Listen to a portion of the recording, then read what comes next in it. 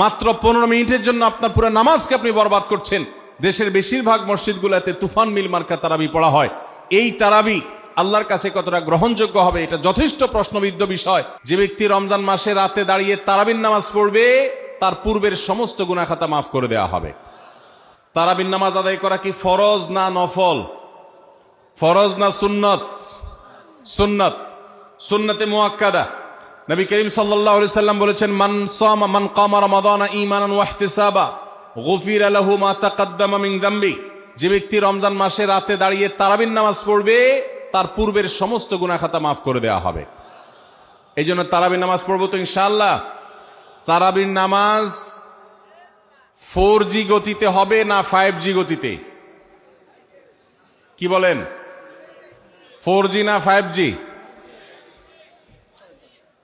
ভাইরা আমার, সব কিছুতে গতি ভালো না, সব কিছুতে গতি ভালো না। নেটের গতি যত বেশি হয় তত ভালো, কিন্তু নামাজের গতি, ইবাদত, সিজদার গতি, তারাবির গতি যত কম হয়, যত ধীরে ধীরে হয়, যত শান্তশিষ্টভাবে হয়, তত আল্লাহর কাছে বেশি মর্যাদাবান হয়। অতএব মহল্লার হাফেজ সাহেবদেরকে তাড়াতাড়ি নামাজ শেষ করার জন্য দৌড়ের উপর রাখবেন। ক্রিকেট খেলা আছে হুজুর, আজকে একটু খেয়াল রাখেন, বলবেন। ভাইরা আমার, আমরা তারাবির নামাজের কথা যখন স্মৃতিতে, কল্পনায় আমরা ভাবি, তখন আমাদের স্মৃতিতে তুফান মিল মার্কা একটা নামাজ ভেসে উঠে, ঠিক না বেঠিক?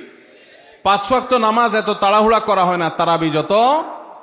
অথচ তারাবি এটা তারবিহার এর বহু বচন, আরবি শব্দ, যার অর্থ হলো আরামের সাথে, ধীরস্থিরতার সাথে, রেস্ট করে করে যে নামাজ আদায় করা হয় তার নাম তারাবি।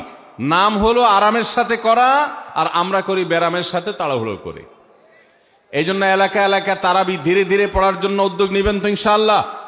ইমাম সাহেবদেরকে, হাফেজ সাহেবদেরকে উদ্বুদ্ধ করবেন, ভাই হুলস্থুল করবেন না, কি পড়েন কিচ্ছু বুঝি না, এমন টান দেন শেষে যায় শুধু আলামুন তালামুন, আর এটা শুনে মনে করেন যে এখন স্টপ হয়েছে, এখন রুকুতে যাইতে হবে।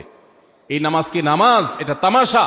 ভাইরা আমার, স্পিডে তারাবি না পড়ে যদি একটু ধীরে তারাবি পড়া হয়, সর্বোচ্চ 15 থেকে 20 মিনিটের ডিফারেন্স হবে, এর বেশি না। মাত্র 15 মিনিটের জন্য আপনার পুরো নামাজকে আপনি বরবাদ করছেন। দেশের বেশিরভাগ মসজিদগুলোতে তুফান মিল মার্কা তারাবি পড়া হয়।